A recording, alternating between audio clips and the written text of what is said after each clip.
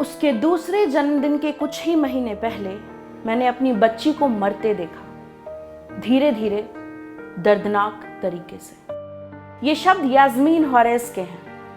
Yasmin Guatemala से भाग कर आई थी अपनी बच्ची मैरिया के साथ अमेरिका में शरण लेने। लेकिन इस वक्त अमेरिका में शरणार्थियों के लिए समय अच्छा नहीं है, इमिग्रेंट्स के लिए समय अच्छा नहीं है।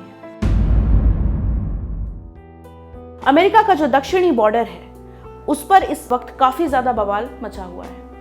बहुत ज्यादा डिटेल में हम पूरा मामला समझाएंगे तो शायद पूरी किताब लिखनी पड़े, इसलिए हम आपको शॉर्ट में समझाते हैं। मसला यह है कि ट्रंप सरकार जो है उसने इमिग्रेंट्स के देश में आने पर बहुत ज्यादा सख्ती बरती है, खास तौर पर वो जो मेक्सिको और सेंट्रल अमेरिका क्षेत्र के देशों से आते हैं, जैसे एल साल्वाडोर, होंडुरास, ग्वाटेमाला। यहाँ के जो भी लोग अमेरिका के दक्षिणी बॉर्डर पर पहुंच रहे हैं उनके बच्चों को उनसे अलग कर दिया जा रहा है। कई बार बच्चे अकेले भी बॉर्डर पर पहुंच रहे हैं। बच्चों को शेल्टर होम्स में रखा गया है, जो होम्स कम और दड़बे ज्यादा हैं। इस पर वहां कई मानवाधिकार एक्टिविस्ट जो हैं वो इसका विरोध कर रहे हैं, लेकिन ट्रंप सरकार के कानों पर जूं तक नहीं रेंग रही है।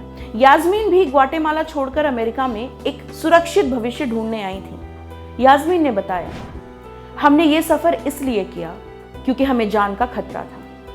ट्रिप खतरनाक थी, लेकिन मुझे इस बात का ज्यादा डर था कि अगर हम वहां रुके तो पता नहीं हमारे साथ क्या होगा, इसलिए हम यूएस आ गए। यहां मुझे उम्मीद थी कि हमें एक बेहतर सुरक्षित जीवन मिलेगा।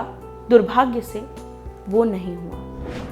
यास्मीन की बेटी को एक डिटेंशन सेंटर में रखा गया था।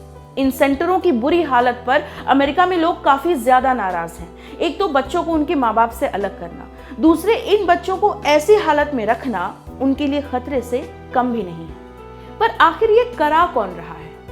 इमिग्रेशन एंड कस्टम्स इन्फोर्समेंट यानी ICE अमेरिका की सरकार की एजेंसी है। यही कंट्रोल कर रही है कि बॉर्डर पर आने वाले लोगों के बच्चों को उनसे अलग करके कहां और कितने दिनों तक रखा जाएगा। प्रावधान ये कहता है कि नाबालिगों को 20 दिन से ज्यादा कैद में या डिटेंशन में नहीं रखा जा सकता, लेकिन इसका पालन यहाँ पर नहीं हो रहा है। टेक्सास और कैलिफोर्निया में ऐसे शेल्टर चलाने वाली प्राइवेट कंपनियां हैं। क्लिंट नाम की जगह पर बने ऐसे ही शेल्टर, इनको फैसिलिटी भी कहा जाता है, उसमें जाने वाले वकीलों ने न्यूयॉर्क टाइम्स को बताया कि 7-8 साल के छोटे छोटे जो बच्चे हैं उनको मजबूर किया जा रहा है कि वो अपने से छोटे बच्चों की देखभाल करें। बिना डायपर के छोटे बच्चे खुद के ही मल मूत्र में लिथड़ने को मजबूर हैं। कई बच्चों को उनके कैद होने के बाद से अभी तक नहाने तक नहीं दिया गया है। न्यूयॉर्क टाइम्स को एलोना मुखर्जी ने बताया वहां की सिचुएशन के बारे में।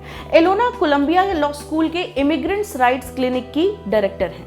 वो उन मुट्ठी भर वकीलों में से एक हैं जिन्हें बॉर्डर पर बनी इन डिटेंशन फैसिलिटीज में जाने का मौका दिया गया। उन्होंने बताया, बच्चे अपने सेल्स और पिंजरों में पूरे दिन बंद रहते हैं। उनमें से कुछ बच्चों ने कहा कि उनके पास कुछ मौके थे जब वो बाहर जाकर खेल सकते थे, लेकिन उन्होंने कहा कि वो ऐसा कर नहीं पा रहे क्योंकि वो जिंदा रहने की कोशिश में लगे हुए हैं। ऐसे हालात में यास्मीन की बेटी को रखा गया।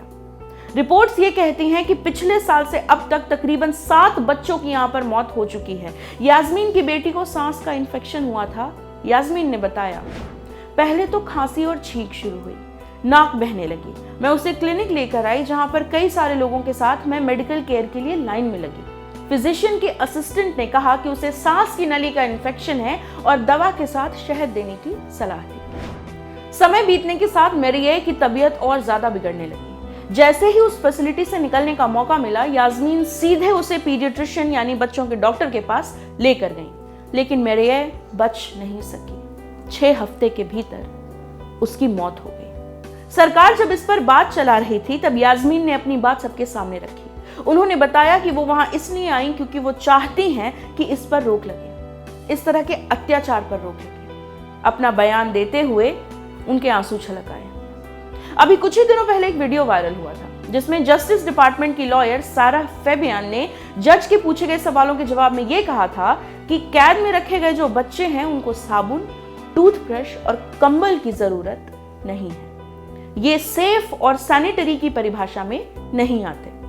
1997 में हुए एक सेटलमेंट के मुताबिक किसी भी डिटेंशन फैसिलिटी का सेफ और सैनिटरी यानी सुरक्षित और साफ होना जरूरी है।